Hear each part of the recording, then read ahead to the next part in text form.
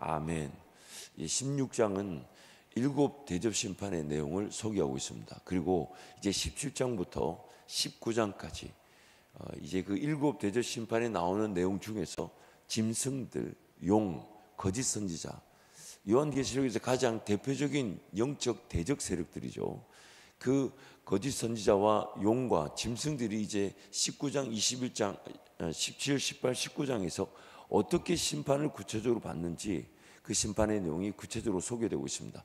그리고 이제 20장, 21장, 22장에서 이제 새하늘과 새 땅에 대한 하나님의 그 나라, 우리가 소망해야 될 그 진정한 재림의 그 예수 그리스도의 재림의 날에 우리가 맞이하게 될 그 하나님 나라의 완성도를 보게 되면서 이제 요한계시록은 끝이 납니다. 그래서 요한계시록 말씀을 이렇게 쭉 살펴보면 좀 이렇게 점점 이제 점입가경이란 말을 쓰죠. 그래서 세 가지, 일곱 개의 그 인심판, 그리고 일곱 개의 나팔심판, 그리고 일곱 개의 대저심판, 그리고 일곱 개의 대저심판 중에서 이제 가장 대표적인 영적 대적 세력인 세 부류, 짐승과 용과 거짓 선지자, 물론 이것을 통칭해서 바벨론이라는 그 심판받을 나라의 심판의 내용들이 이제 17, 18, 19장에서 제시되는 것이죠. 그러면서 점점 이렇게 뚜렷해지는 양상을 보이고 있습니다. 가려졌던 것이 한꺼풀 벗기고 한꺼풀 벗기고 한꺼풀 벗기니까 그 내용이 점점 확연하게 드러나는 형국이죠. 그래서 다시 한 번 더 강조하는 것은 일곱 인심판, 일곱 나팔심판, 일곱 대접심판은 모두가 공히 예수 그리스도의 그런 초림과 재림 사이의 일들을 예언하고 있으며 예수 그리스도의 그 재림의 날에 나타날 그 심판의 내용을 공히 세 가지가 다 다루고 있습니다. 그렇기 때문에 인심판 다음에 나팔심판 이렇게 시간 사건적으로 역사적 사건적으로 해석할 것이 아니라 인심판을 통해 하나님께서 초림과 재림의 사이에 일어날 일들을, 또 나팔심판을 통해 초림과 재림, 또 대접심판을 통해 초림과 재림의 사이를 어떤 일들이 일어날지를 설명하면서 점점 이제 껍질을 벗기는 것이죠.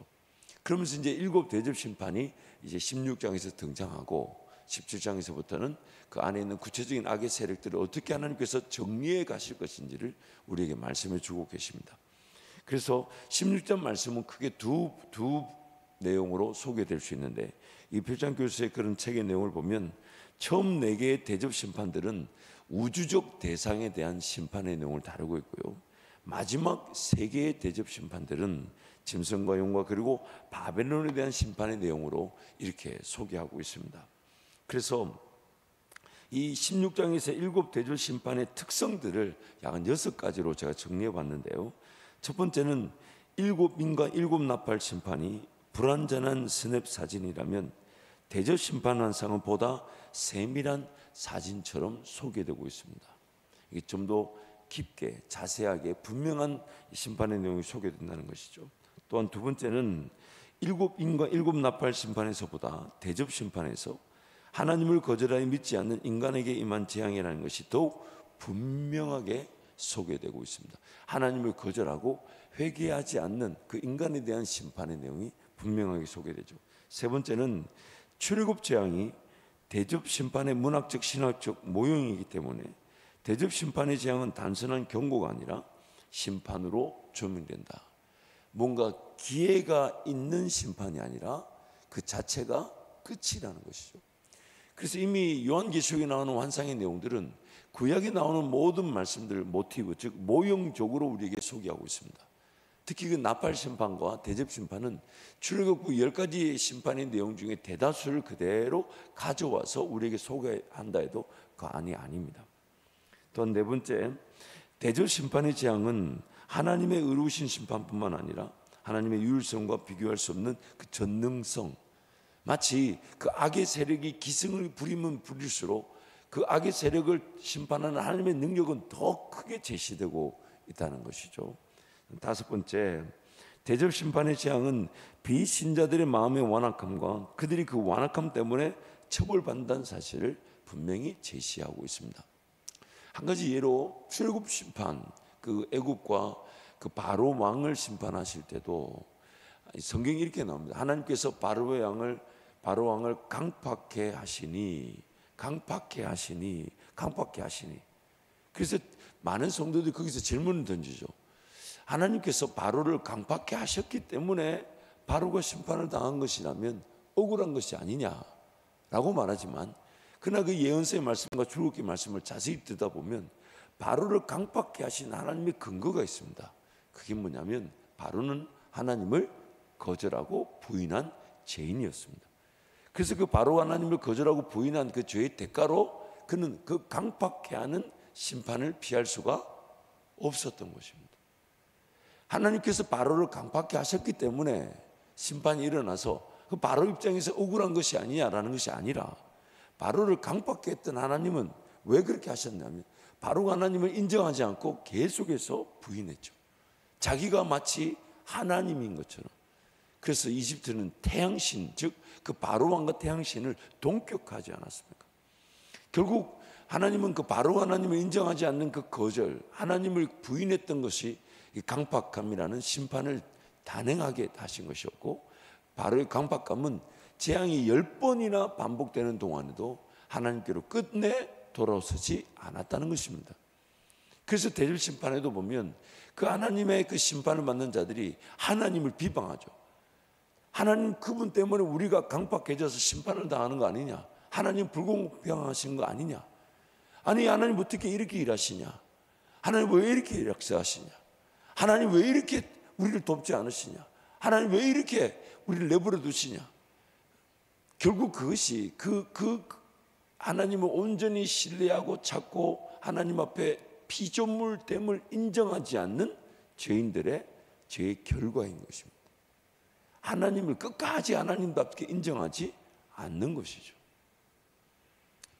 여섯 번째 특징은 이 비신자들의 완악함은 그들의 우상 숭배, 회개하지 않는 완고함, 성도들에 대한 박해로 표현됩니다. 그래서 하나님께서는 성도들의 자신들의 박해자를 심판해달라는 기도에 응답하시는 것으로 그 심판을 단행하고 계십니다. 그들이 하나님을 단지 거절했을 뿐만 아니라 우상을 숭배하고 하나님, 그분 하나님밖에 인정하지 않고 그들의 죄악 가운데 끝까지 회개하지 않고 심지어 예수를 믿고 하나님을 섬기는 이들을 박해하기에, 하나님은 그 박해를 당하는 성도들의 기도를 그대로 그 죄인들이, 그 악인들이 하나님 백성들을 핍박하고 박해한 것으로 기도를 받으시고 심판을 단행하고 계신다는 것입니다. 그래서 이 오늘 16장에 나오는 이 7가지 심판의 내용들을 간략하게 한번 이 그레고리 주석의 내용을 한번 소개하면서 전체 내용을 한번 살펴보면, 첫째 대접 심판은 하나님은 세상 구조를 따르는 우상 숭배자들에게 고통을 일으키신다. 둘째 대접 심판은 하나님은 세상 구조의 경제적 측면을 처벌하신다. 셋째 대접 심판은 하나님은 자기 백성의 박해자를 경제적으로 처벌하신다. 넷째 대접 심판은 하나님은 우상 숭배의 죄로 경건하지 않은 자를 처벌하신다.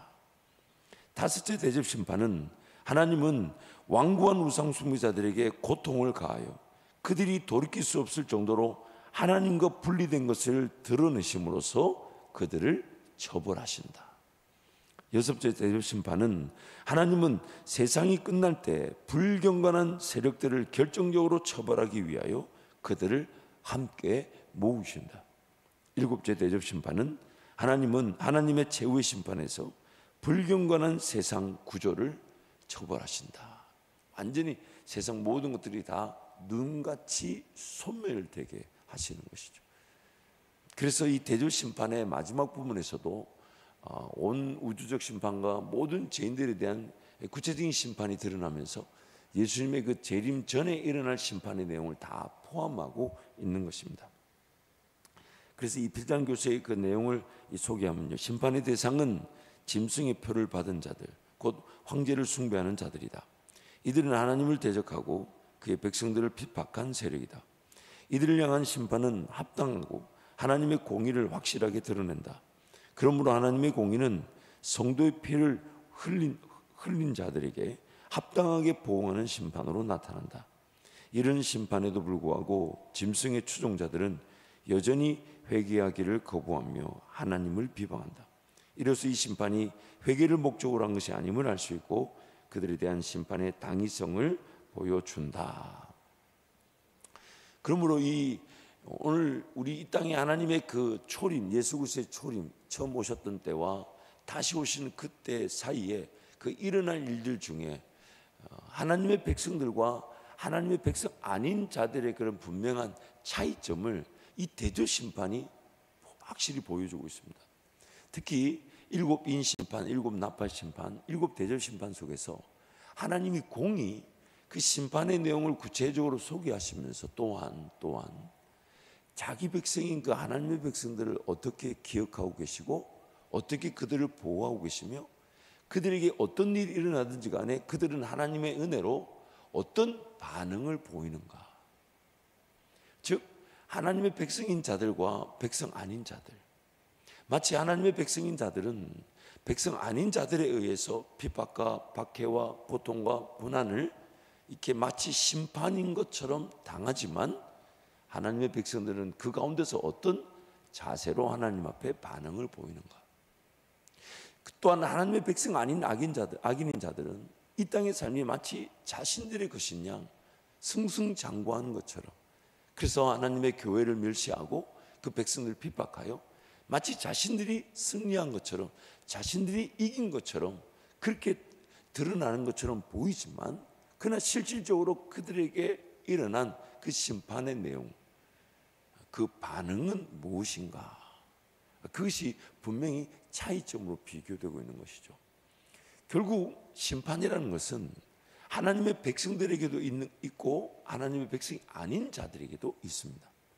하나님의 백성이 우리에게 있는 심판의 내용은 마치 하나님께서 우리를 더 정결하게 하시고 거룩하게 하시고 새롭게 하신 기회가 되지만, 하나님의 백성이 아닌 자들에 대한 심판은 그들 스스로가 행하는 일이 그들의 심판이 되는 것처럼, 또한 궁극적으로는 지옥에 다 무저갱에 던져지게 되는 이 최종적인 결말을 맞게 되는 것이죠. 요한계시록 말씀을 이렇게 철저히 살펴보게 되면 참 우리가 어떤 자세를 지어야 되며 우리에게 주신 은혜가 나로 하여금 어떤 반응을 만들어내는가, 그 부분에 계속 관심을 두게 만듭니다. 그래서 이 심판의 목적을 한 번 더 정리해 보겠습니다. 이 황창기라는 이 목사님이 구약을 중심으로 심판의 목적을 이렇게 두 가지가 있는데, 첫 번째는 에스겔 선지자는 하나님의 심판의 목적을 내가 여호와인 줄을 너희가 알게 하려 함이라라는 말로 63번이나 에스겔서에서 이 내용을 반복하고 있다고 합니다. 이것은 출애굽 당시에 애굽인과 바로 왕에게도 예외가 아니었다라고 합니다. 그러니까 내가 너희로 여호와인 줄 알게 하겠다라는 이 문장이 에스겔서에서 63번이나 반복되고 있다는 거예요. 또한 이 심판의 목적 두 번째는 하나님의 심판 또한 구원이 되었는데, 이는 이스라엘의 남은 자들이 새 백성들의 시초로서 하나님의 총애를 받을 것이기 때문이다. 한때 불신실하여 정죄되었던 이스라엘, 즉 순결해진 백성이 그의 남편에게 다시 영접을 받을 것이다. 구약 예언들은 이스라엘 백성에 내린 하나님의 심판은 재련소의 풀무불과 비슷하게 기술되고 있다. 그래서 오늘 하나님의 백성인 우리에게도 마치 심판인 것처럼 보이지만, 그것은 그 심판으로 끝나는 심판이 아니라 우리를 더 새롭게 하고 정결하게 하며 어떤 시련과 박해와 환난, 심지어 죽음, 순교까지 있다 해도 하나님이 자기 백성을 어떻게 붙들고 계신가, 어떻게 지켜주고 계신가, 그리고 하나님이 어떻게 그들을 지키셨기에 그들에게서 어떤 자세와 반응이 나오는가가 확연하게 드러나게 된다는 것이죠. 그래서 하나님의 백성이 아닌 악인들과 하나님의 백성인 우리와의 그 차이점이 분명히 드러나는데, 그래서 그걸 제가 오늘 설교의 제목으로 이렇게 달았습니다. 하나님의 백성임이 증명되는 방법. 하나님의 백성임이 증명되는 방법. 그것은 딱 한 가지입니다. 16장 말씀 전체를 보면 그 심판이 하나님의 백성에게도 있고 백성 아닌 자들에게도 분명히 있는데, 백성이 아닌 자들에게는 심판이 심판으로 끝이 나버리지만, 그렇죠? 더 이상 기회가 없습니다. 그러나 하나님의 백성인 자들에게도 그 심판인 것처럼 보이지만 그러나 그 끝이 아니라는 거죠. 결국 심판이 끝이 아니라는 것은 하나님의 백성들이 드러내는 자세가 분명히 하나님의 백성 아닌 자들과 차이가 있는데, 16장의 말씀 보면 이 하나님의 백성들이 드러내는 자세가 딱 한 가지가 있다는 거예요. 백성 아닌 자들과 백성인 자들의 차이가 딱 한 가지라는 거예요. 백성 아닌 자들에게는 제가 왜 이걸 계속 이렇게 반복하느냐, 여러분을 못 믿어서가 아니라 정말 하나님이 우리에게 주시는 그 특별한 은혜가 바로 이것이라는 거예요. 하나님의 백성이 아닌 자들은 심판이 심판으로 그냥 끝나버리지만, 하나님 백성이 우리에게는 온갖 시련과 박해와 환난과 세상의 어떤 고통과 아픔이 있다 해도 반드시 심판이 심판으로 끝나지 않고 이 한 가지 자세로 하나님께서 다시 우리를 세워 가신다는 거예요. 그게 뭘까요? 16장에 딱 하나가 나오는 한 가지가, 그게 바로 회개입니다. 회개. 오늘 하나님의 백성 아닌 자들과 하나님 백성인 자들의 유일한 차이점은 회개입니다. 심판이 심판으로 끝나버리는 것과 심판이 또 다른 우리에게는 기회가 되는 것 차이는 회개입니다. 이 회개라는 것은 사실 신앙의 전부라고 해도 과언이 아닙니다.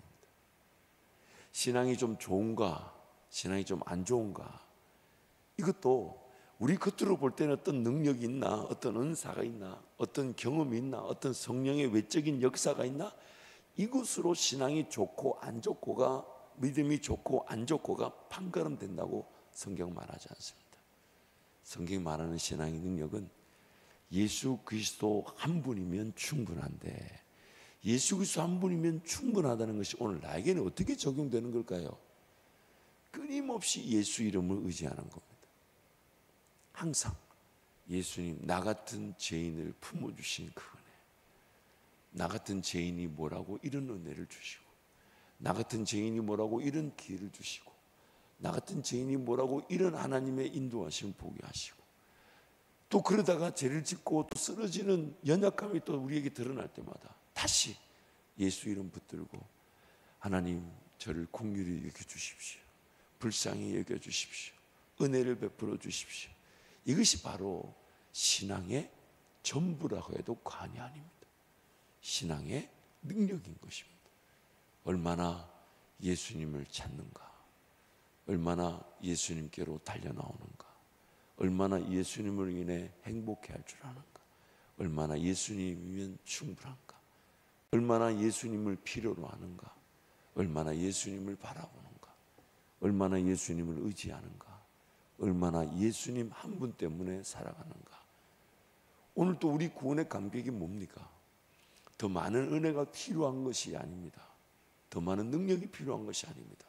사실 더 많은 은혜와 능력이 우리 가운데 주어져도 그것도 다 성령께서 역사하신 것이기에 우리에게 뭘 자랑하거나 내세울 만한 것은 하나도 없습니다.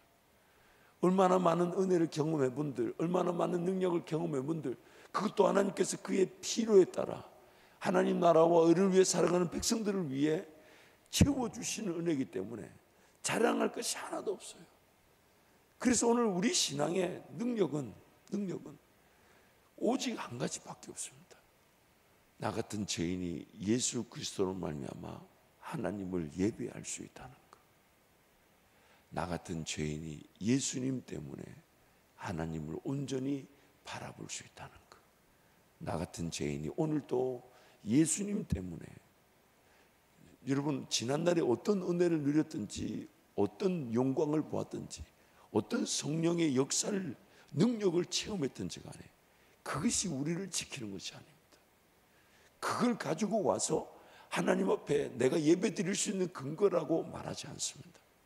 오늘 내가 예배를 드릴 수 있는 근거는 지난날의 삶에 성령이 나에게 어떤 은혜를, 능력을 주셨든지 간에 한 가지밖에 없습니다. 예수 그리스도, 예수 그리스도, 예수 그리스도.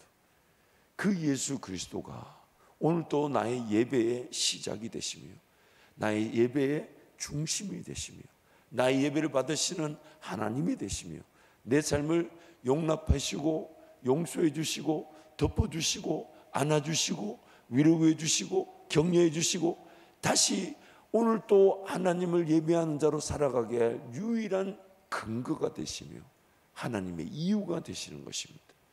그래서 심판이 공이 나타날 때, 그래서 하나님의 백성들을 쫓아도 그 심판의 대상인 것처럼 온갖 핍박과 박해와 환난과 어려움을 당하게 되지만 하나님의 백성 아닌 자들은 왜 이렇게 살아야 되냐, 왜 이렇게 아파야 되냐, 왜 이런 고통이 있냐, 왜 이런 사건이 있냐, 왜 이렇게 하나님 도대체 뭐 하시냐, 주무시냐, 하나님 도대체 하나님 맞으시냐, 살아계시기는 하냐, 만약 하나님이 살아계신다면 이런 고통이 왜 있냐, 하나님 살아계신다면 내 삶이 왜 이렇게 어렵냐, 하나님 살아계신다면 왜 이렇게 우리를 내버려 두냐, 하나님 살아계신다면 우리 삶을 이렇게 망치게 할 수 있냐, 그렇게 비방하고 원망하고 하나님 핑계대고 하나님 탓을 대지만 하나님의 백성인 자들은 끝까지 인내하며 끝까지 주님 바라보며 끝까지 주님 의지해서 뭘 가질 것이냐, 뭘 가진 것이냐, 뭘 이룬 것이냐, 뭘 얻을 것이냐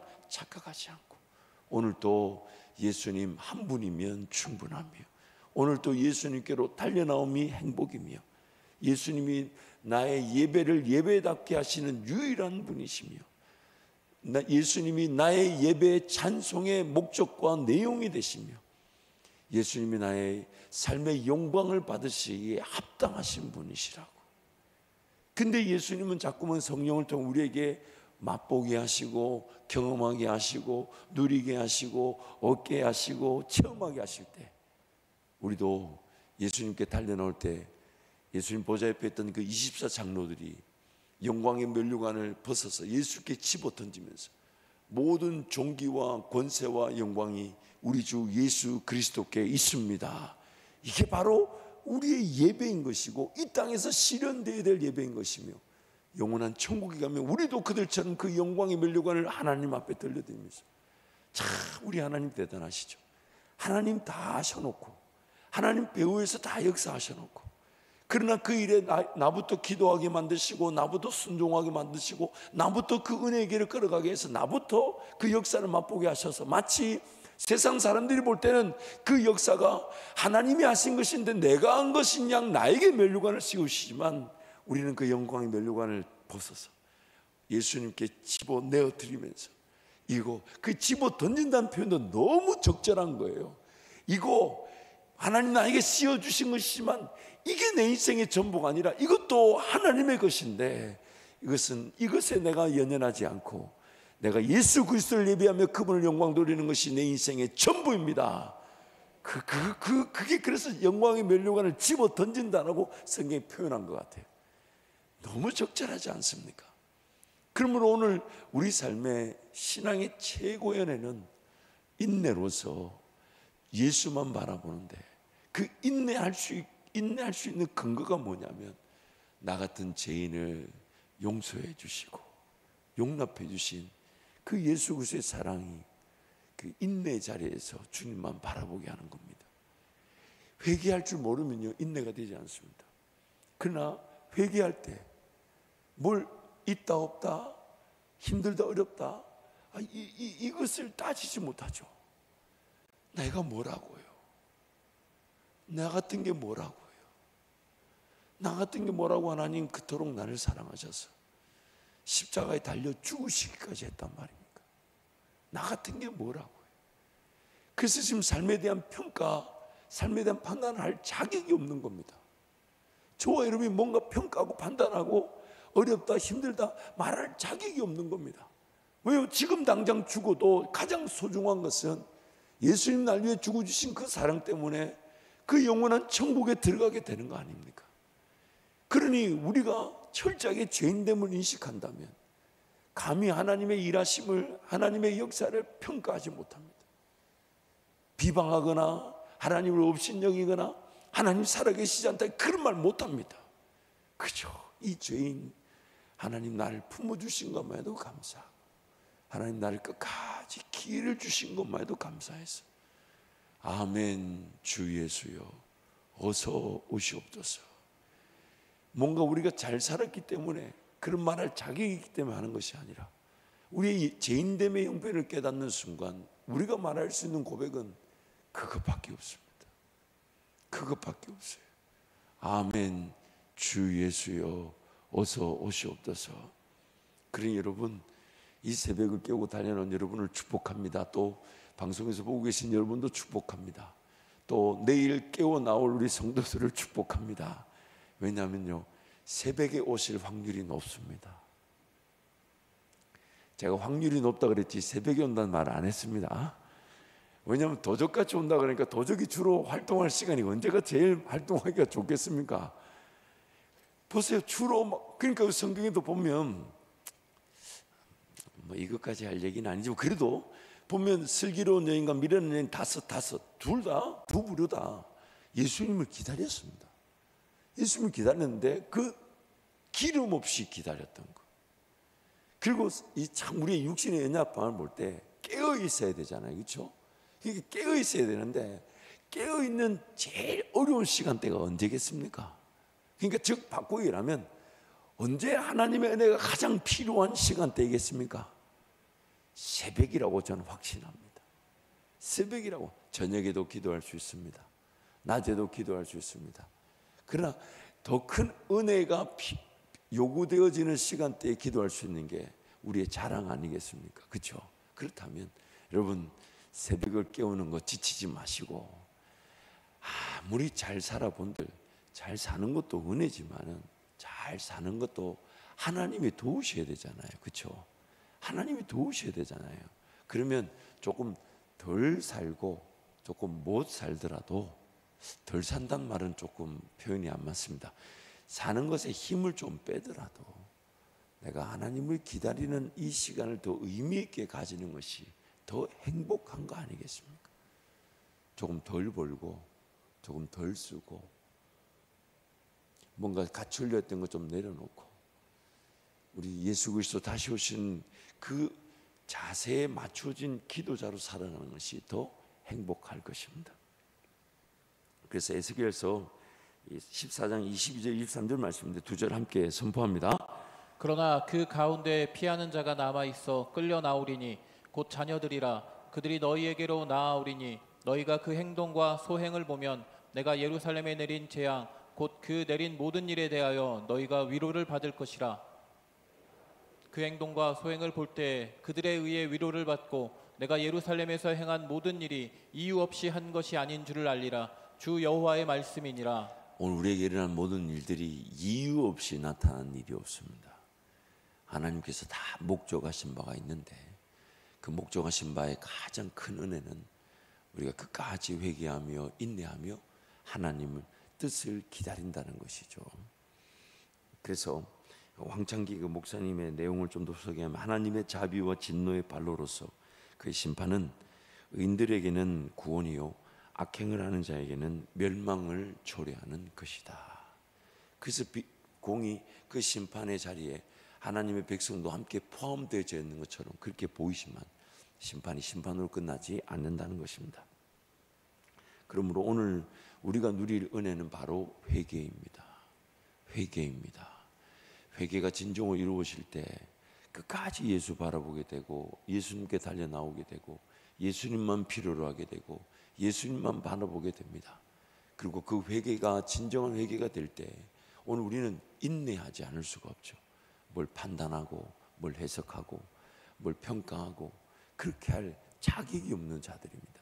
그저 예수님 때문에 은혜를 간구할 수 있다는 것이 행복한 신앙이 되는 것입니다. 그래서 요한계시록 9장 20절 21절 말씀 우리 함께 선포합니다.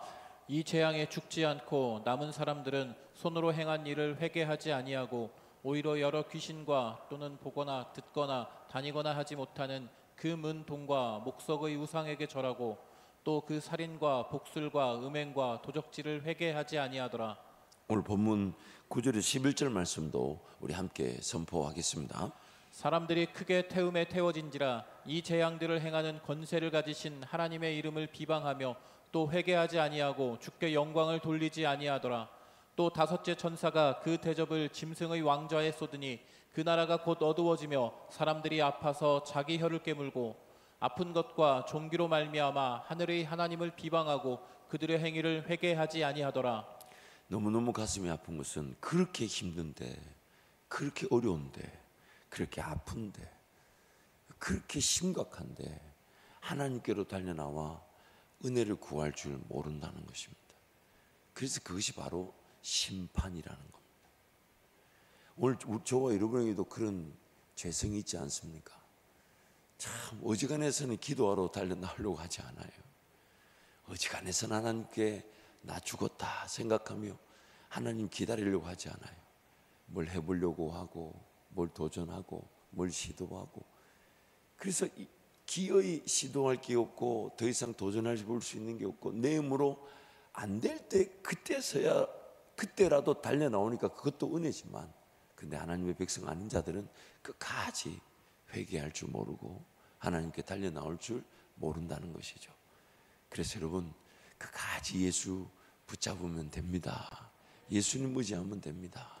예수님 바라보면 되고 예수님께로 달려나와 나 같은 죄인을 살리신 그 사랑 감사합니다라는 그 예배만 살아나도 하나님 그것을 전부로 여겨주시고 우리 삶에 하나님의 그 놀라운 인도하심을, 그러나 우리는 이렇게 얘기하죠. 그 인도하심이 나타나지 않는다 할지라도, 그리 아니하실지라도 난 여호와를 기뻐하며 구원의 하나님을 즐거워할 것입니다.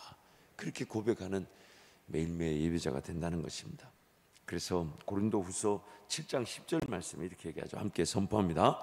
하나님의 뜻대로 하는 근심은 후회할 것이 없는 구원에 이르게 하는 회개를 이루는 것이요 세상 근심은 사망을 이루는 것이니라. 그러면 오늘 뭔가 근심할 일이 있고 두려움이 있고 아픔이 있고 어려움이 있을 때마다 그것이 오히려 우리가 하나님께 달려나와 하나님을 찾고 의지하게 되는 구원에 이르는 회개의 역사가 된다는 것.